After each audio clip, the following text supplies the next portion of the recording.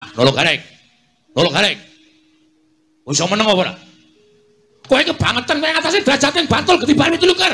Kowe nyolok mripating Baladewa. Kowe ngino karo anak Lesmana Mandra Kumara. Mas. Ora kerubutan. Madirana Reng. Iya. Kandangane iki. Iso apa nglakokke wayang papat? Iso wae. Nyepelekke ora. Kowe menungso ora tatanan, sampean sing ora tatanan, gareng kudune ngerti. Mungsumu ki aku ora kowe. Aja ngune-uneke kakangku sampeyan ae dhewe. Ayo nek wani kowe karo aku, gareng karo Begawan Durna. Napa kula luput nek Lesmana Mandra Kumara? Lho, ora jeneng luput. Nanging kowe nyangklas sanduring tenggak. Kowe ngino karo Begawan Dina. Kowe padha karo gareng ngino karo Baladewa, ora perkara ngino-nginonan. Sedekandani ra kowe. Menungsa apa kaya ngono? Lho, malah ngecek karo Begawan Durna ngecek karo Baladewa. Apa-apamu? Wah, yen ngono pancen peparange Lesmana Mandra Kumara ki mung pono kawan.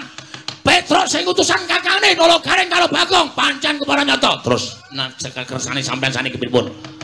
Kowe bali teng pundi? Bali nang omahmu. Ora sambayang Purantawati. Mboten iso, kula tetep kudu mboyong Purantawati. Kudu padha bali saka negara Durawati, ora iso. Bali piye? Wah, wis serang kesel e juarake omah.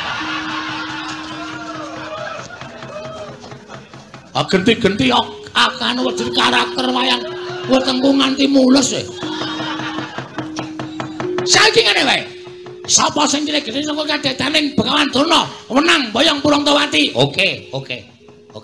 Kono wis nantang urung tak andani. Ayo ge omong.